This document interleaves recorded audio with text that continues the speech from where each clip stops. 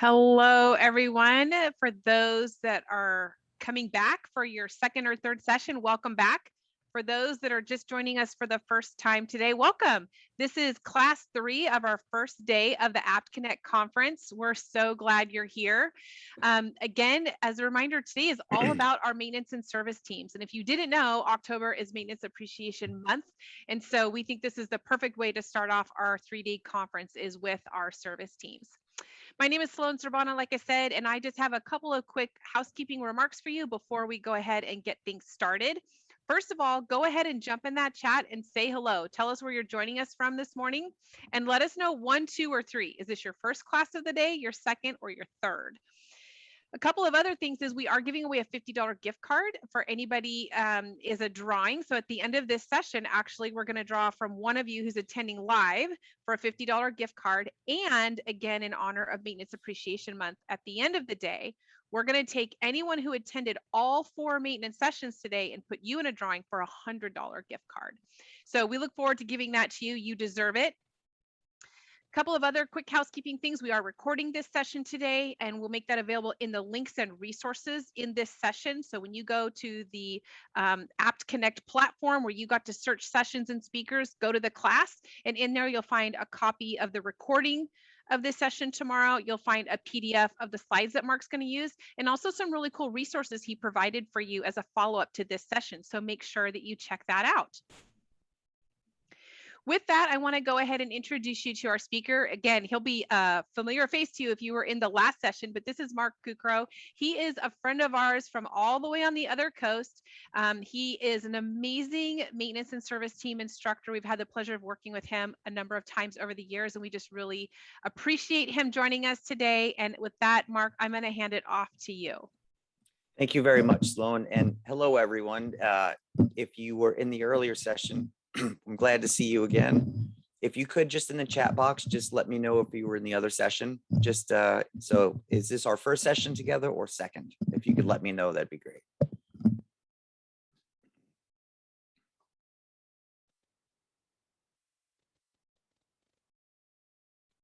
Good. Okay, so we have a lot of people that were in the earlier one, and if it's your first time. So if it's your first time, thank you for coming. I appreciate it. If it's your second time seeing me today, I'm glad you're here because we're going to build off of the topic that we discussed earlier. So if you have not yet seen the earlier topic, it's available for you in the future. And I highly recommend that you watch both and you'll see why they're connected. But the basic idea for this is the frontline heroes in the relationships on site. So I've been in the business for many, many years, almost 30 years. I started off on site and I was a groundskeeper and I became a technician, 1, 2, 3 supervisor, regional supervisor. And then I was the director for Colonial and Cornerstone Realty of their service departments before I went out on my own 17 years ago. And so I know exactly what it's like to be in the field. And I know exactly what it's like to own a business and run a business. And I have several of them now. And the thing that's always important, and a lot of this I learned from being in multifamily, but we have to have really good relationships with everyone in the field. And when I go around, I like to take photos and just share photos of real people, real properties, of course. On this slide, it's just my basic contact information, and I'll have all of it at the end as well, too. But I want to have a real conversation in this session. So if there's a question, please let me know. Or if there's a topic that you think to yourself, I would love for Mark to discuss this, or can you share your insights or thoughts or experiences, then it's my pleasure. You could be anywhere today other than here, and you're here and you're investing your time and you only get it once. So I really do appreciate it. And we want to make sure that it's worth your time. So by the time you leave and you get in your car and you're on your way home, you think, I'm glad I went to this, or I watched this session, or both of them or more. But this is a photo I took. And, the thing that's interesting is no matter what study you look at, no matter where you go, we're in the business of people dealing with people. And it's interesting because, the business part of it is actually fairly simple. If you understand the reports, not easy, simple, right? It's math, and it either is a plus or a minus at the end of the day. But when it comes to people, it's an entirely different animal in itself. And if this is I know some of you were on the first call, but if this is your first time here, how many of you have someone on your team or have worked with someone directly and you thought to myself, I have no idea how you made it to supervisor, manager, or regional manager, like in your mind? Have you worked with someone and you just thought to yourself, my goodness, you just have no idea how you come off to people, or you can't lead that way? More than a few, yeah. Now, if you're sitting next to the person, I'm sorry, just look at them and you can kind of laugh, but yes, I'm in your head. Are you in my brain? He knows me. It's so true. It's almost every piece of research that I look at, and I look at quite a bit, says that 2/3 of the people in the workplace have a serious issue with a supervisor or a manager. And if you include coworkers, it's even a little higher. And so I want to talk about that today and just share some insights as a coach and someone that's really been doing this for a long time. And hopefully you can get a little gem out of it here and there. And it doesn't even have to be big, but sometimes the small ones are more valuable. And so I want you to write this down and please take notes. And it's my pleasure to give this to you. And this comes from a survey by a consulting company. And after reading it, I really wholeheartedly agree with it, to the point that I wanted to share this in the presentation. So trust and confidence in the people that lead are the single most reliable predictor of employee satisfaction. And now there's a lot going on in the world, today. The past 2 years, I don't think anyone on this call could have come up with a scenario quite like this, and here we are doing our very best to get through everything. And we have days full of laughter, disappointment, where we just shake our head side to side and say, I can't even believe this is happening. And I know that we all do. But the thing is with this is, a lot of times people view themselves as trustworthy.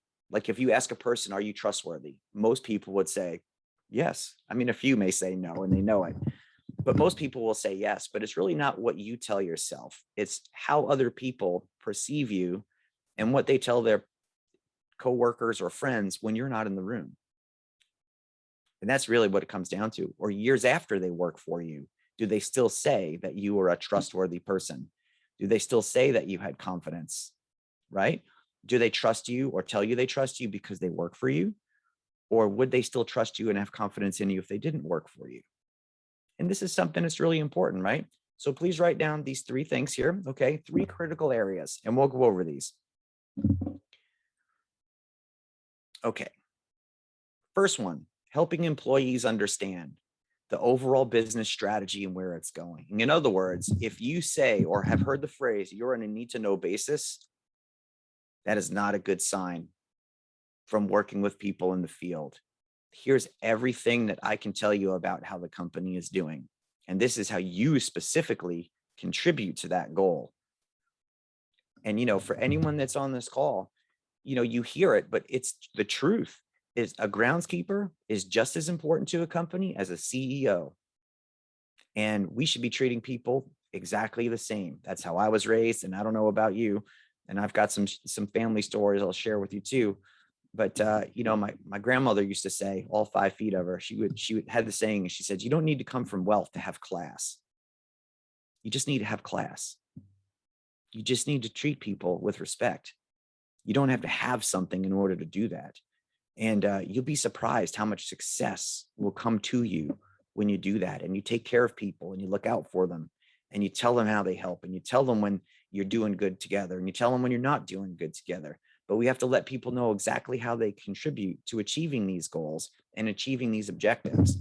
And here's the deal. If you want an analogy, if there's 6 people in a boat and they see it filling up with water, you should have already told them that if you see water, throw it over. Don't just look around and have the boat sink. And that's what a lot of people do. Management in particular, sometimes, not all, some will get caught up in this.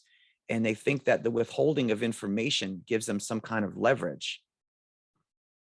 Right. And, and I can tell you this, if you're new, in the earlier session, I mentioned that I'm a jiu-jitsu coach. There are people from all walks of life. And let me tell you, when it comes time to perform, doesn't matter where you're from.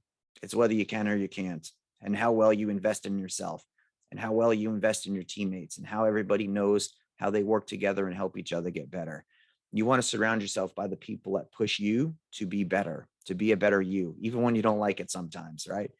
And it comes from a good place, the right way. And that's important, the right way. The way that you do it, it's got to be true.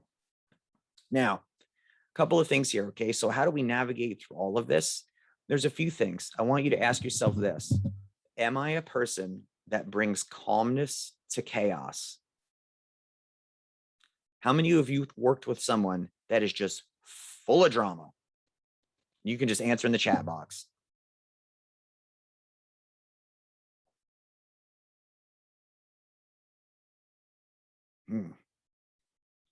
Okay, it goes on and on the list, right? Okay. Now, I want you to ask this, and I need you to be honest with yourself. Am I a person that brings calmness to chaos? When things go wrong and people are upset and I come in the room, do I have a calming presence and a calming demeanor, temperament, disposition, and do I typically help things improve? Or am I the person, the negative person, that seeks some level of power or authority by making things worse? And we all know that person, right? The only way that they can feel important is by making things worse. So we want to make sure that we bring calmness to the chaos. We don't want to be the other type. The other thing is, this is for residents and everybody. Oh, Jenna, I'm glad. You should be, if people are telling you that consistently, that you bring calmness, you're doing something very good and very valued. And we need to work on this much better. And here's the thing with everyone on the property, especially technicians, people that are out in the field, they have got to know, and I mean know, that their lives come before the luxuries and conveniences of other people. And this is something that we have to overlook. We're all human beings. We have to understand that even though things are tough and they're challenging, people's lives are more important than a convenience or a luxury. And we have to demonstrate that through behavior. Residents, on-site, personnel, everybody matters equally. We're all from the same place. We're all humans. We have to work together. We have to do our best to meet our obligations, whatever they are, but treat people with respect. And it really does go a long way. The other thing is, people in our communities are counting on us. And here's, you want to like take a phrase away from it. Do they feel better by the time they leave your presence? And if the answer is yes, you're doing something well. You're doing something right. If the answer is, well, it depends, well, then it depends for you too, right? If the answer is most of the time, that is for the same for you. Okay. The other thing is, you have to demonstrate this. How many of you worked with someone, honestly, and you can answer it unless your boss is right next to you. How many of you have been told by someone that you work for that they respect you, yet they don't act like it? They don't demonstrate it through behavior. I suspect there's a few people. We have a lot of people on this conference. Yeah. Okay. The answers are coming in, right? Okay. And some of you know each other and you're complimenting each other in the comments. That's wonderful. We have to demonstrate it. Now, here's the deal. Your demonstration may not be the demonstration that the person is looking for. And we have to also be respectful of fears. Just because someone is fearful of something doesn't mean there's a reason to be fearful, right? Just because someone says you're intimidating, or someone says that they're intimidated, doesn't mean you're intimidating, but to them you might be. And you could say, well, it's just me. How am I intimidating? But to that person, they are. Confidence sometimes comes across as intimidating.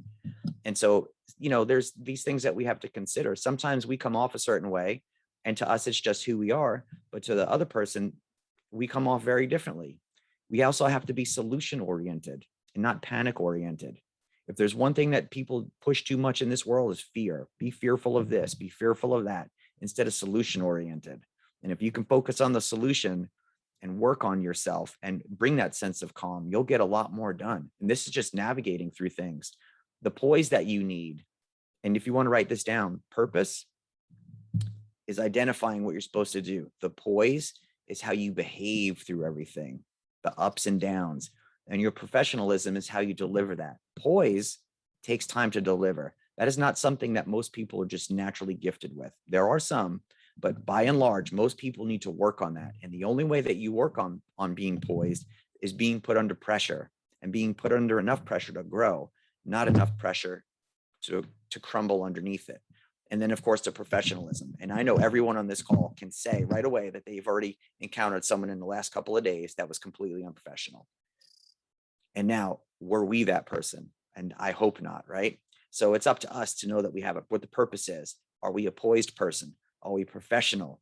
Do we bring calmness to chaos? And I hope the answer to all of those is yes. And then if you are in a leadership or managerial position, do you actually demonstrate that, not just saying it? And this is one of the main reasons that people will leave companies and they leave teams, is because you said you cared when they showed up, but you didn't prove it while they were there. And then when they say they want to leave, all of a sudden you care again. So we have to make sure that we maintain that level throughout the entire duration of the relationship. And of course, a liability versus results. Now, being a manager and a regional manager or a service manager is not easy. And let me tell you, much respect to you all, right? You have to deal with a lot of consequences, and you have to get results, and you have to minimize liabilities. And it goes for everyone on the team. Everyone on the team has to manage liabilities and generate results to some degree. But we have to make sure that we don't make sure that those are more important than the people that we're working with. They're a result of the people that we're working with, the results themselves. Okay, now, I know if you were on the earlier when we got this here, but be crystal clear. If you were here for the first time, I want you to write this down. If you have to say, how many times do I have to tell you? More than twice. Change the way you deliver the message. Be extremely clear with what you say and how you speak and what you mean, and ask the person. And if you think that there's a little gray area, tell a story or share a personal experience to fill it in. And it just goes a long way with people because they can connect. And you can ask a simple question of, can you explain to me or summarize the conversation that we just had?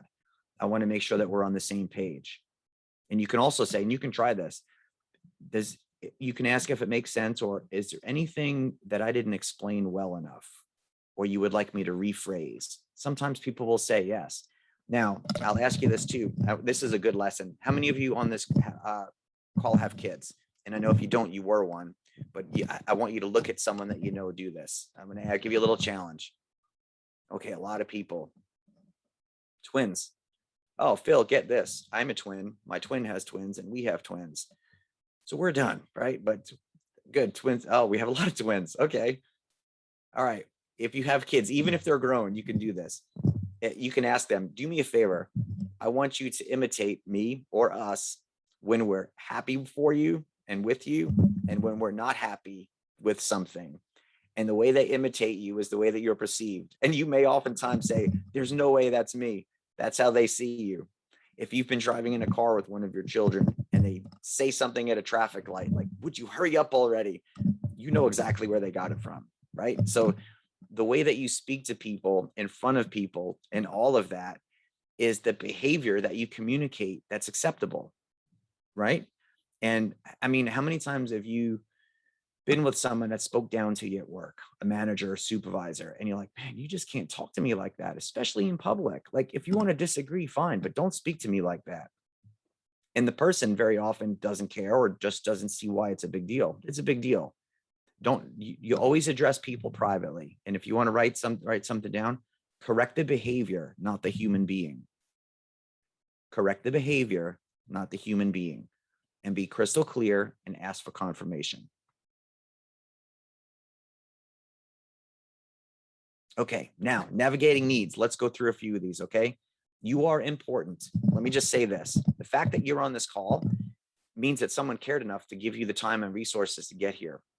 So I'm glad that you're here. And if you can thank someone for allowing you this time, please do. They'll appreciate it. I know I would. Okay, here's the deal. If you're a manager, supervisor, you deal with anybody, people not only need to hear it, they need to see it and they need to feel it. And just because you say it doesn't mean they feel it. Just because they see you act a certain way doesn't mean that they feel it. This is an interesting thing about a human being a human.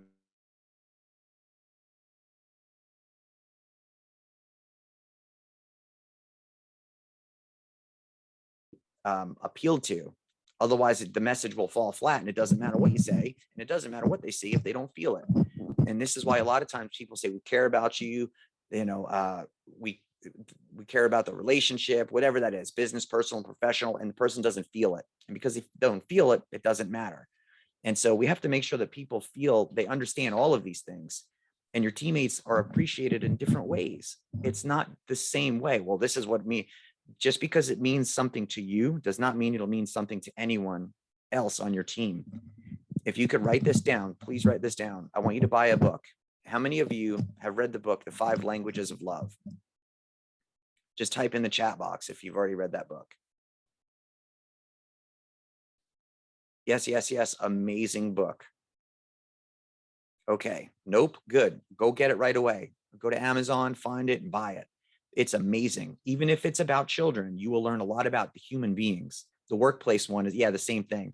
They make one about work, the workplace. I highly recommend reading that book. It's amazing. And I can give you some others too, if you like. And Sloan will put a link on at the end. But the thing is just because you feel appreciation a certain way doesn't mean the other person does. Okay. The next thing I want you to think about this too is, when is the last time me to you, when is the last time you asked yourself, can I do a little bit better towards this person? Can I be a little bit better of a coworker, a manager, a supervisor, a significant other, a spouse? Can I actually, do I have it in me to try and to do a little bit better? Have I just kind of just sat back and said, it's okay, it's good enough? And, or am I really making sure that I'm the person that does some, does their best? Could I be a little bit better? And here's the deal with employees, especially anyone in general, really, but the experience must match what you say. If there's a disconnect between what you claim and what you do, you have to work on that. And that's something that we all have to do. Leadership, management skills, they're totally different. And there's something that is developed over time. You don't get these overnight. You're not born a leader. You're born a human being, and you write on the slate, that clean slate of your mind and your behavior, and you imprint on it what you're going to be and who you're going to be and how you're going to be. And the other thing is, and this is from a coach, whenever I hear people say, well, that's just me, or that's how I am, that's a cop out. That's a mental cop out, because you're unwilling to change. If you're willing to change, everybody, there's other people can do it, you can do it. So we have to make sure that all of these things match. Now, for some basic considerations, okay, if you're on the call the first time, specific, this is an issue that comes up a lot. It came up a lot in the first session. You're going to hear it again if you were in that one, but I want to bring this up, okay? How will I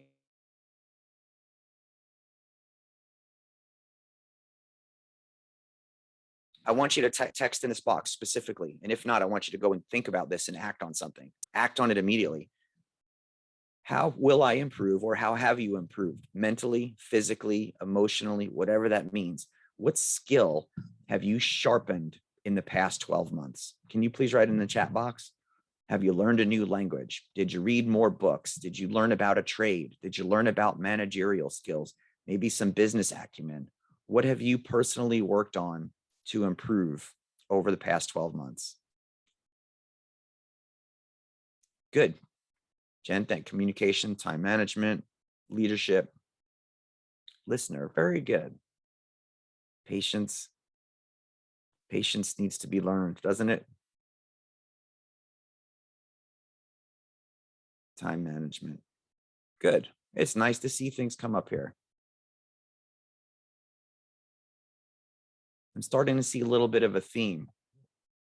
Micromanaging. Very good. Whoever said that, it went through too fast.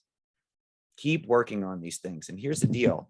When you work on you, and I want to just, if you can write this down too. When you work on this and you work on this, your entire life gets better and easier around you. It's important to work on both of these. And it's to make sure that people see you working on that, because what better sign of a leader than someone that's willing to show that I'm improving right in front of you and I'm doing my best too. So please pick something very specific to work on before all of this is over. Now, if you were on the first call, don't answer this. If this is your first session with me today, how much time does it take when a technician is interrupted by what they're doing? In other words, stop this, please go change what you're doing, do this task instead of what you're doing, and go back to the other one later. How much time does it add?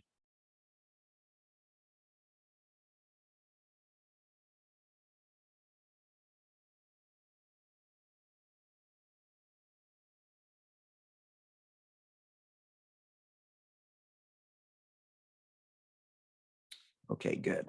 All right, good. So we're getting some good answers. I want you to write this number down. This is the bare minimum. So and I'm always conservative with numbers. So make sure that you know that this is the bottom minimum number. Okay. 23 minutes per task. 2 times a day, 3 times a day, that's almost an hour, 1,380 seconds. Very nice, Nicole. 1 to 2 hours, an hour. Now, if you're in the service department, I already know, and you can answer in the chat if you want. Does this not just really make a difference? Here's the thing. If you're a manager, here's the deal.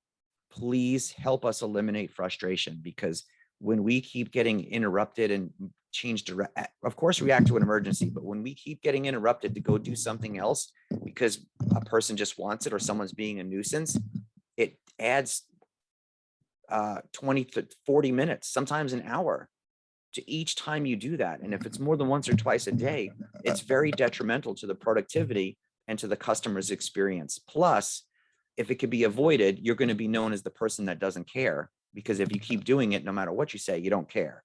Because if you did care, you would change your behavior, right? When people say, oh, I'm sorry, you're not sorry. That's just a word you use. If you were actually sorry, you would change your behavior and you wouldn't repeat that. And so we have to make sure that we understand that. So please make sure that you know that when we can help each other avoid unnecessary interruptions of our workday, it's very appreciated for the office too, for everybody. Okay. Now, I want you to take a look at the slide, and I want to just explain what this means. If anyone understands the difference between precision and accuracy, that you'll get it. Okay. So precise is how often you get close to doing the same thing. Accuracy is how much of the bullseye you hit, basically. And you can use that analogy really for anything in life. But what companies are more concerned with is conformance. Did you meet the requirements? Is it on time? What's the rate of errors out of 100? And then we start looking at statistics and numbers to measure performance, which you should do. But we have to understand that human beings are doing this too. Is it within budget? What are the policies? What are the procedures?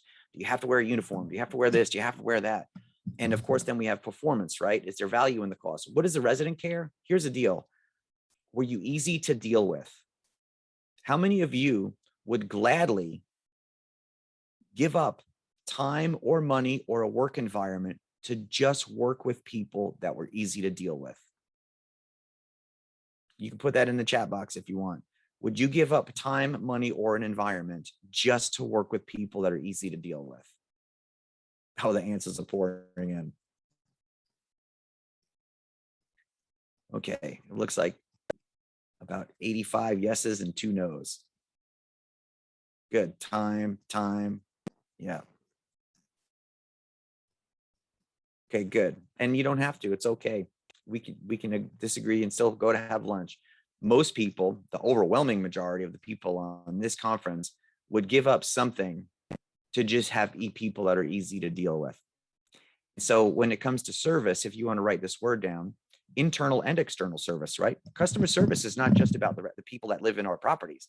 It's about the people that work with each other on our teams. But they just want things to be easy. They want the problems to go away. They don't want drama. They don't want to be hounded. And let me say this too, as a service technicians don't want to go into the office and feel like they get interrogated about what they did every day. And, what you did. Here's, by the way, one of the least appreciated questions, if you want to know, if you're a service technician, let me know, is when someone walks into the office and someone says, did you get anything done today? And it may not seem like much, but imagine every time you walk in or out of a place, people are asking you if you actually did anything. And that goes for, both ways, service to office, office to service. But most people will pay significantly. And I'll give you kind of an example. My own mother, she was a sweet woman, and she had cancer for many years. She fought it.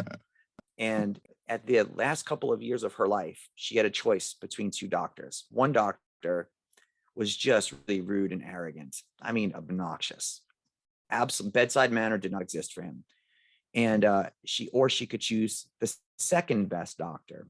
And this was at a hospital in Manhattan.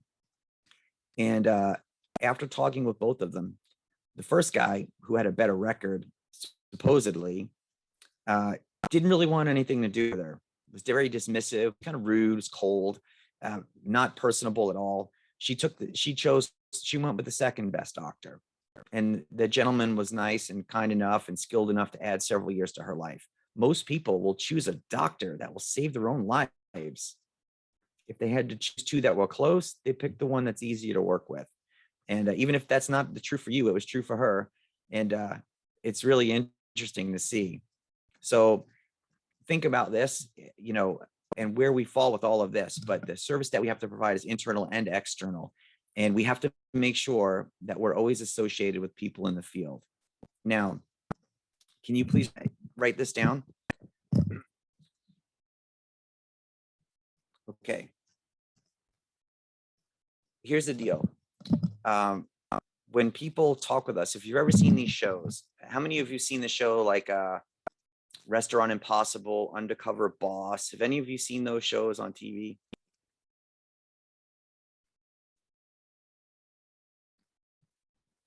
Okay.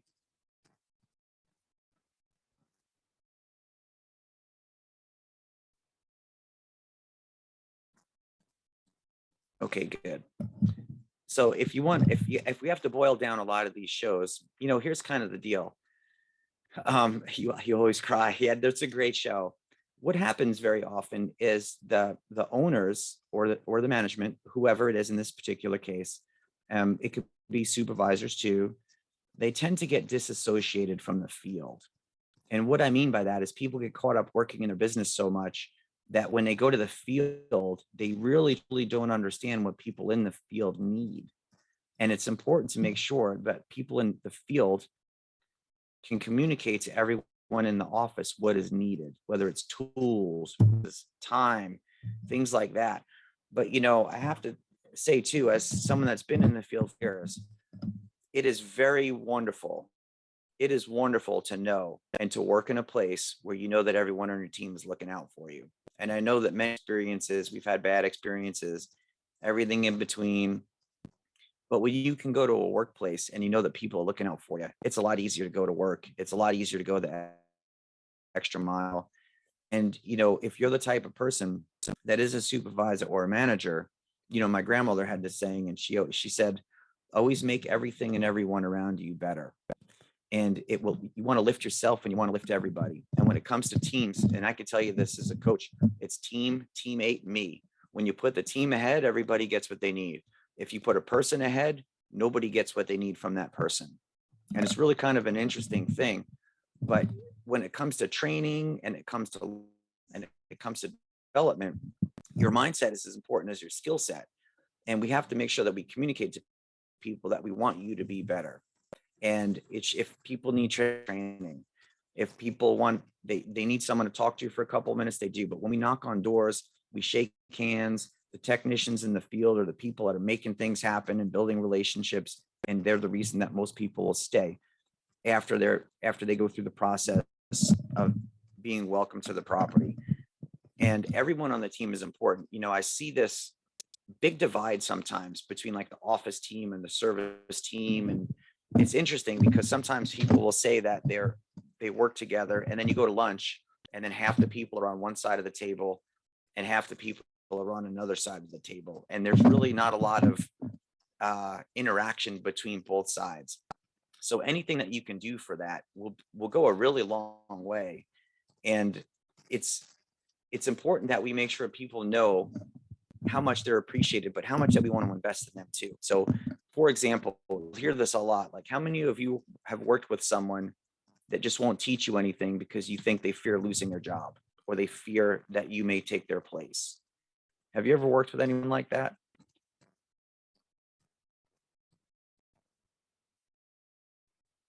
Yeah.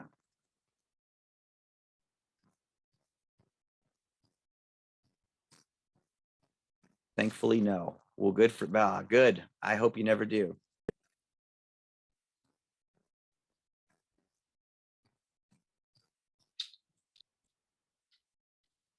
Okay, now the next question is, do you still work with that person? Are they still there?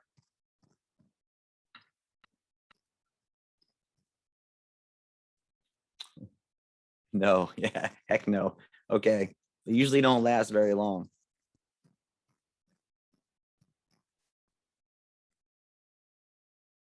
Okay, now from a coaching perspective, if you could write this down, If you don't get rid of the drama, you're the cause of it, right? And this is why a lot of good people leave companies.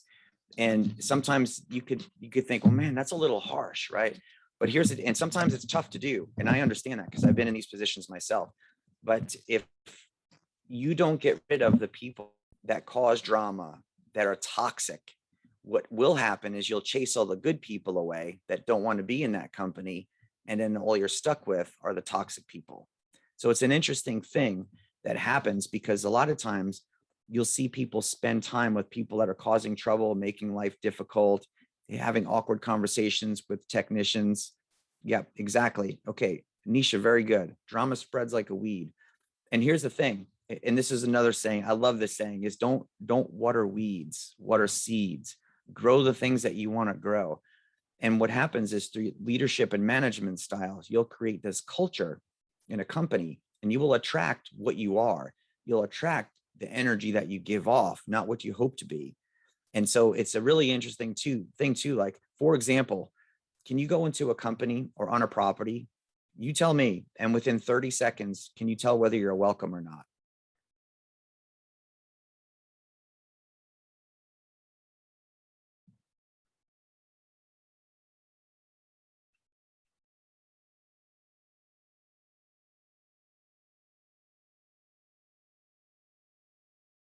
100%. Okay, now this is the same thing too. When we knock on a door and we say hello and we walk in, what does our body language communicate? And these are the things too, like how many times have you been speaking with someone and they just have body language and you're like, this person doesn't believe a word that, like, how many of you have talked to someone and you think to yourself, they're looking right at me and I just know they're lying. They're lying right to my face. Have you worked with someone like that? Yeah. Okay, now why am I saying all of these things? Why am I asking these tough questions? Because a lot of times we hear these answers. Yeah, body language is key. Let me tell you, it's very important. And you have to have what's called congruency. So in other words, your physical body language should enforce the message or whatever it is that you're saying. And you should always greet people. And it's very simple to overlook certain things. And if you're frustrated or you're stressed, you will very often come off the wrong way. If you get frustrated at work or with anyone in general, really, it's really helpful to try to replace frustration with appreciation. It's very easy to get frustrated with people that you know, because the longer you're around people, the more you get to see their flaws and their character, their personalities, or they may say something that kind of comes off the wrong way and they don't mean to, but you didn't say anything to them. So then you harbor this kind of buildup of resentment or angst or unappreciation. But the amount of energy that you're going to spend in your environment is going to be the same, whether it's towards being more positive or being a little bit more negative. Now, from an on-site perspective, what do you think is the most destructive type of communication on a property?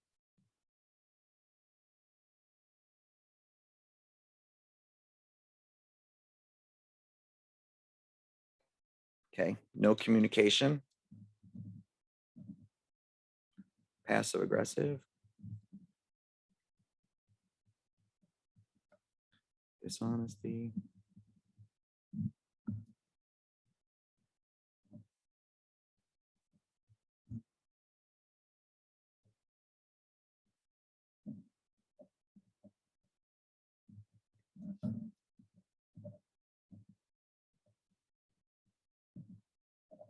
Okay, wow, the answers are pouring in. I'm trying to take notes as fast as I can. Okay, so let me just go over a couple of these. They seem to keep coming up over and over. Someone that's passive aggressive, someone that's dishonest. Something I see a lot, I think we've all seen, is gossip. Have you ever, think about this? How many people that gossip have you seen very successful for a long time? It won't be very many. People that are negative, belittling, condescending, being passive aggressive. Yep. Okay. All of these. Yeah. And you know what? Sometimes you may not see any of these behaviors, but these are things that we have to deal with all the time. And gossip, here's the thing about this. If you'd like a phrase to write down, the only fire that burns is the one that you put fuel in. And so politics and drama can only exist where you allow it to exist. And we don't want it to exist anywhere. but you'll see people that feed into it.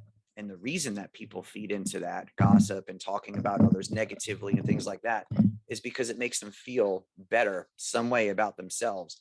And when you deal with someone that's negative and nasty and hateful, it's not about you. They're taking it out on you.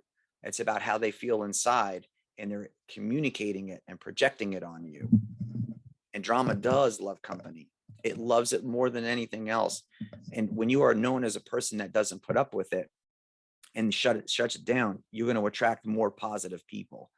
And the thing, my grandmother used to say this, and you may have heard this phrase, but is you're going to become the people that you're around. And that's it. You could be the most positive person in the world, but if you start hanging around negative, bitter, nasty people, that will start to creep into your disposition, because that's what you're absorbing from your environment. So simple, super effective, and it's a difficult thing to get out of sometimes. So you have to make sure, negativity is a poison, and it'll just spread like fire.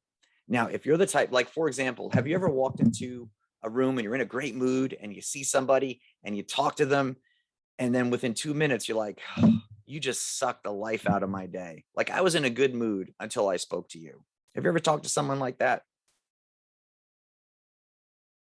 Yeah. Okay. Now, at the same time, have you ever also talked to someone and you thought to yourself, you know what? I don't know what it is, but every time I talk to you, I'm in a better mood. I light up. I feel better. You have added to the positivity of my presence. And there's nothing superficial about it. People, your company is going to do one of three things. They're going to build you, they're going to maintain you, or they're going to reduce you. And we have to pick our company wisely. It's very important to understand these things and know all of this, and not only know it, but act accordingly to it too. The other thing is sometimes, I mean, nobody's got the answers. Nobody's got all the answers, but you can decide where you put your energy. And the thing is like, you'll know a couple of things is, who do I really tend to gravitate towards, right? And here's a simple experiment. If you want to look at your mindset, just draw a line on a sheet of paper right down the middle. One side, compliments, encouragement, positivity. Other side of the page, criticism, complaints, negativity. Just go to the last 20 social media posts you made and assign them into each column, and you'll see where your mindset tends to navigate towards. But yeah, be the pace car and set the tone. You don't want to be the person that reacts. And one of the things I like to do as a hobby is garden. And one of the things that's taught me very much is that you're not just growing plants and vegetables. And I don't know if anybody here gardens, but I like to do it. It's kind of like a form of meditation for me. I can do something, I'm calm. I like to watch things grow. But in the beginning, everything I planted just kind of died, or it didn't really flourish too well. It didn't produce many vegetables and fruits, and I didn't get many seeds. But when I realized that you have to grow soil and then everything will grow, it was a game changer. Because your company, your culture, your property is a medium in which everything grows. Now, some things may grow at a greater rate than others, but when you understand that what you put people into, what you put seeds into, what you put plants into is alive, and it's going to grow according to what it's being fed, it completely changes the way that you look at things, and you look at people, and you look at talent. And people want to work for people that bring them up.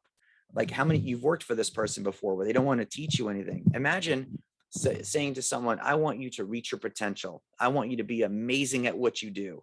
I want you to be better than everyone. You just can't be better than me. Imagine saying that to your own kids, right? We have to be the type of person that multiplies this, that we encourage people. People come to you. Here's the deal. If people talk to you, they trust you. When people don't talk to you, they no longer trust you. They may never tell you why. But when people come to you, they trust that you at least care a little bit, enough to listen, and that you'll probably try to help, or at least if you can't help, you'll listen to them. But when people are quiet, that's a bad sign. And we have to make sure that we are the person that's encouraging. Now, if you could write this phrase down, what you encourage is what you multiply. What you encourage is what you multiply. What you enforce is what you standardize.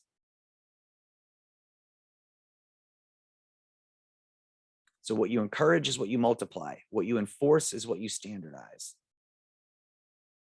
Now I'm going to go through a couple of slides. I want to go over a couple things here. Here's the deal. Nobody, you, me, anybody else wants to fear work. Nobody wants to fear going home. Nobody wants to fear going out. The human population is on a spectrum of I'm scared of everything and I don't care at all. And everybody's in a different place and they have their reasons for being in a different place. And at least we could acknowledge that and try to be as understanding as possible. Please add calmness to the chaos.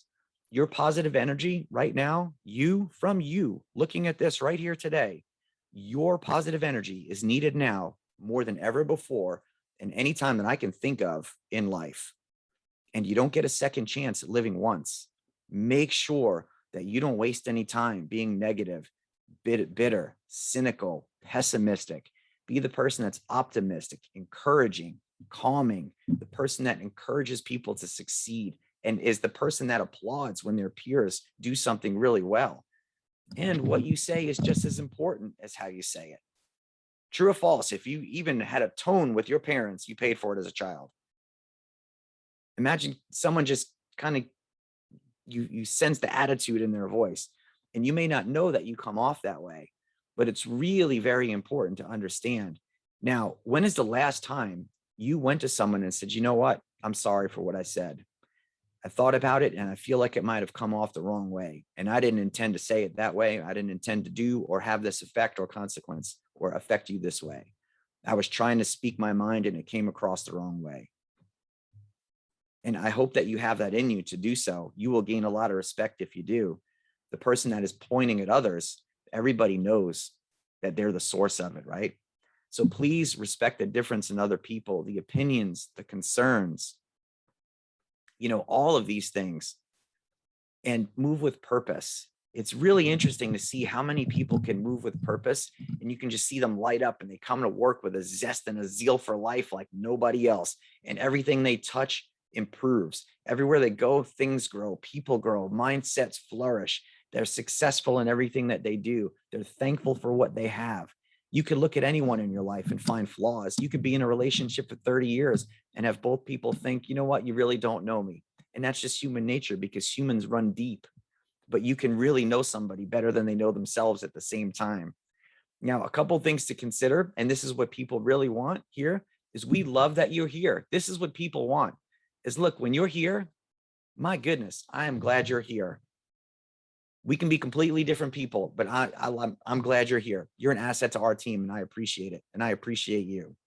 And that's really all you have to say. When's the last time you told somebody, you know what, I appreciate you being here? If I haven't told you lately, I'm really glad you're here. I know I can count on you. By the way, I understand as much as possible what it's like to be in your shoes. I'll never be you and you'll never be me, but at least I understand where you're coming from and I appreciate your perspective. But let me tell you this, if you ever needed me at 2:00 in the morning because your car broke down, I'd be the person to call and I'd come get you. And I'd be glad to do that. Whether or not you would do the same for me, I would do that for you. And you'll start to see the law of reciprocity start to take place and take effect. And you'll see people improve, and you'll see people improve more towards you. Wherever there's frustration, figure out what you should be appreciating, because your energy will go on whatever you focus on. The next thing is positivity creates closeness and connection. Negativity creates distance and disconnection. You'll hear people say this all the time. Oh, I'm keeping it brutally honest. I'm keeping it real. Somebody's got to say it. Usually that sets up being mean, cruel, hateful, bitter, or resentful, or cynical, or pessimistic. You can deliver the truth and keep it real in a kind and encouraging way. And those of you that have ever worked with someone, have you ever worked with someone and like, you know what? I kind of got chewed out a little bit and I'm motivated by it. I can't even believe the person was so skilled at delivering that message. People want solutions. They don't want scapegoats. They don't want excuses. And is anyone here in the military? Type in the chat box real quick. I want to ask if you know this phrase. Anybody here served before? Excellent. All right, I did too. So for those of you guys, awesome. I'm going to ask you this question, and I have a feeling that you know this. What is the maximum effective range of an excuse? And if you're in the service, you should know this.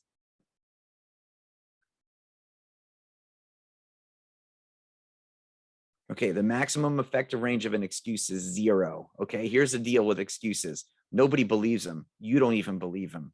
The person that you gave it to probably doesn't even believe it. Exactly, Linda, 0 feet. That's right. Hoorah. So now here's the deal. Nobody believes it. The person giving it doesn't believe it. You just hope that they'll drop the topic because you gave an excuse.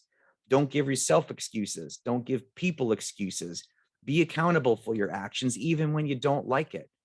And wherever you're not motivated, that's where your behavior, your routines, your mental and emotional and physical discipline kick in to make the difference. Always look for solutions and not scapegoats. Well, it could have, it should have, I should have, he should have, she should have. Doesn't matter. At the end of the day, if it was your decision, it's on you, and you should get all the praise and all the consequences that come with it. And I hope that they're better, and there's an abundance of positivity and praise from those, but don't make excuses. It just reduces the person that tries to give them. Spend more time with the positive people. You will become more positive and successful. If you hang around 4 or 5 people that are good at business, you'll be the 6th. You hang around 6 people that are good at HVAC, you'll be the 7th. You hang around 3 negative people, you'll be the 4th. But negativity spreads like fire. Positivity takes a little bit longer because it grows into who you are as a human being. And it takes time to do that, to figure out who you are, what you stand for, what your principles are. So this is a summary slide of all of these. And this will all be available to you. And I would love nothing more than for you to have a meeting and go over all of these topics. We love that you're here. We understand what it's like to be you. Be positive, create connections with human beings. At the end of the day, when all of your material objects are gone, you're going to be remembered for who you were. You're going to be remembered for your behavior and the words that you communicated to people and the legacy that you left behind when you are no longer walking on this earth or have the gift of life. Look for solutions and not scapegoats, and be positive and speak positively. The way you speak about others speaks volumes about who you are. And if you could work on these 4 things, please write these down or look at it a little bit later. But if you could say, okay, can I speak a little bit better? Can I word things differently for a better impact? Can I change my body language from being a little bit more communicative and being a little bit more positive? Can I improve my thinking processes, my troubleshooting, whether it's at work, whether it's in life? Can I listen to a very different perspective without interrupting and defending? Can you listen and defend at the same time? So out of all of this, I hope that you got at least one little gem from this session today, but please demonstrate appreciation in action, not just words, not just verbiage, not something that's written in a book, but through your physical day-to-day actions. Demonstrate appreciation and watch your life change. Mark, thank you so much. I took a lot of notes, even though I know I get to go back and look at this later, and I will definitely be rewatching this. I just think you shared so many great pieces of wisdom that can be applied all the time, but especially over the last 18 months, I think we need some of this more than ever. So thank you so much. We appreciate you and your partnership with us on this event this year.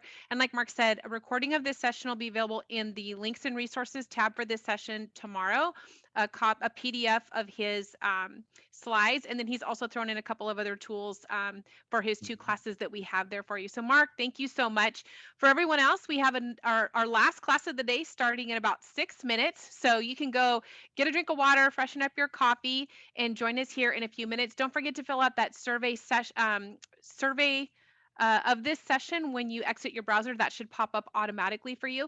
And then last thing, Mark, I need you to pick a number between 1 and 151, and we're going to choose our $50 gift card winner right now. Okay, 32. 32. And I'm going to go from the bottom up this time. Okay. So I'm going down. I have a very scientific way of doing this, you guys, just so you know. 1, 2, 3, 4, 5, 6, 7, 8, 9, 10. I have Tim Fruin, Fruen. I know I butchered that last name, but Tim Fruin, you are the winner of our $50 gift card. So congratulations. We'll be sending that out to you. It's going to come in an email. It's to a place called Tango, where you actually get to turn that into any gift card you want. You can choose DoorDash or Amazon or a restaurant or all kinds of cool things. You really get to customize your gift there. So congratulations to you.